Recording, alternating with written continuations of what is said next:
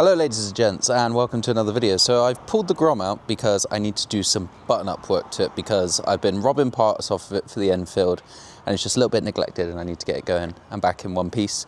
Also, I thought it'd be a good chance to have a chat with you guys as I work on it, mainly regarding its history with me and also the fate of it now that I've got another bike.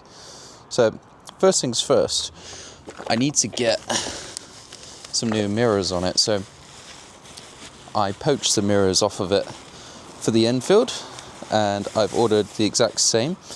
So these are the mirrors. These are bar end mirrors, but they're really decent quality and they're not too expensive. So we'll pop those on, and I need to pop that left-hand side handguard on as well. So we'll do that. So I've had this thing for a couple of years now and I'm fond of it for many reasons. So I got it because I wanted another motorbike. It had been a long time since I'd had a bike. Years, so I thought I'd redo my CBT, get my license and get a 125 again. And the reason I got a Grom is two main reasons. One, I always wanted one. I always thought they were really cool.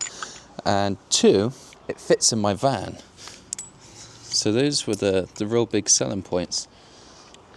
And I'll be honest, the bike has not disappointed me one bit. I have loved this thing. Every moment I've had it, it introduced me back to motorbikes after having a bit of a hiatus. It got me out on some green lanes and got me exploring. I've done some pretty ambitious trips with it too. Anybody who's watched any of the older videos would have seen some of the Wales trips that I've done with it. And it's just been so fun. So fun. It captures the essence, without sounding too pretentious, of what makes motorbikes fun. But the issue that I face now is that I have a license now and I have a bigger bike. So most of the justifications for keeping this revolve around sentimental value. I mean, it does still have value in the stable because it's just such a good sort of like bopping around town, doing whatever kind of bike. It's great for that. For the kind of riding that I like doing now, it's not so good because it's all a little bit more serious now and I like doing longer trips and gnarlier green lanes and stuff, and it's just, you know, I got to the limit of what it was capable of. To be fair, I can still do all the riding that I do now on this. I don't really like the arguments that you outgrow bikes and stuff. Like, I could still ride green lanes on this. What I wanted was a bike that performed a bit better and was a little bit more comfortable on the longer trips, and that's what the Himalayan has become. So that renders the question, you know, what do I need this for? And the quick answer to that is that I don't need this anymore. It's more so a question of, do I want to keep it anymore? And that's a hard thing to justify. It's expensive running multiple vehicles and, you know, times are tough. So practically, no, I really don't need this bike. Sentimentally, I really don't want to sell it because I've got really good memories with it. Really good memories with it. I've had such a good time on this bike. Mainly on, say, one of my most recent Wales trips was probably one of the best ones. And also, a couple of years ago, I did one with my friend George, and he was also on a 125. I've done some big road trips on this. I haven't let the fact that this is a small engine bike hold me back. I have gone pretty far on it. I initially started taking it down green lanes in completely stock form, even with the stock tyres on, and found the limitations pretty quickly. The biggest limitation really is the standard tyres. It was just like riding on slicks on loose stuff. But I'm glad that I rode it around in stock form just to get a little bit of a feel for it and actually see what it needed instead of preemptively just replacing stuff. It's one of the first mods I did once I started to green lane it was the tyres, and it made an absolutely enormous difference. There is a value in bikes like this and riding green lanes, and that it's just the least intimidating machine ever. I've never been worried about dropping this. I've never been worried about going too far down a lane because you can just lift it if things get a bit hairy or if you just need to get out of a situation. There is no intimidation factor. You have to be pretty small a person to be overcome by the mass of this thing. I'll show you actually. Now, how many bikes can you do this with? Ooh. Yeah, it's kind of funny. It's really just not an intimidating machine. I'm not particularly strong either.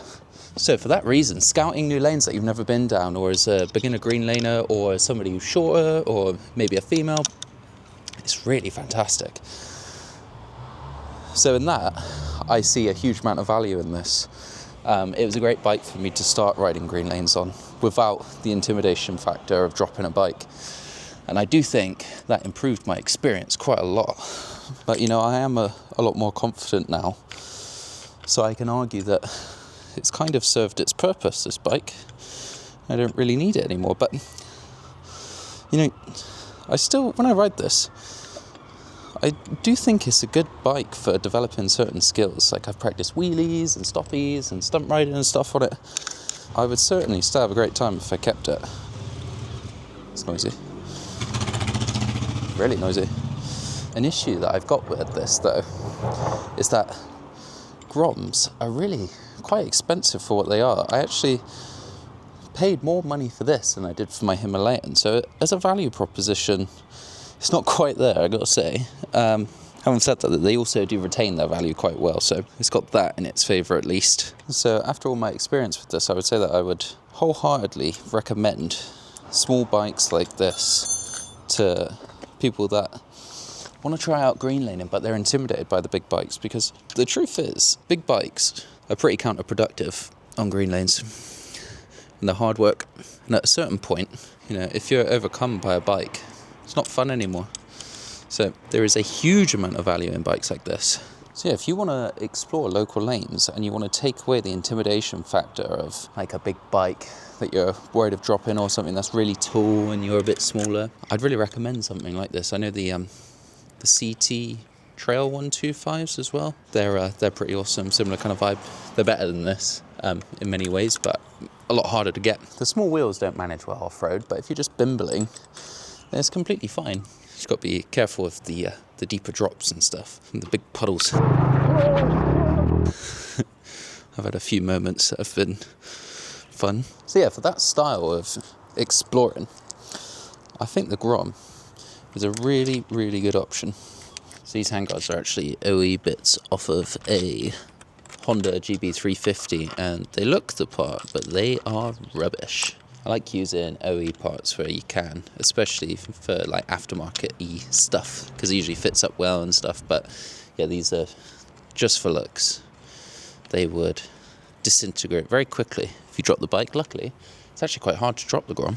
Right, that's it for today, guys. Thank you for joining me as I tinkered on this thing. Just a couple of little things just to get it going. I'm going to give it a wipe down, get it ready for some action, because I do want to get out on it, but I'd like to keep it, but I don't think I will keep it. It's just so impractical to have multiple motorbikes at this stage of my life. What would you guys do if you were me? Would you keep it? Would you sell it? A lot of people tell me to keep it, but that's easy to say when it's not your bike. But I do love this thing. And if there's anything you want to see me do on it, drop it down below. Hey guys, tune in. I will catch you on the next one.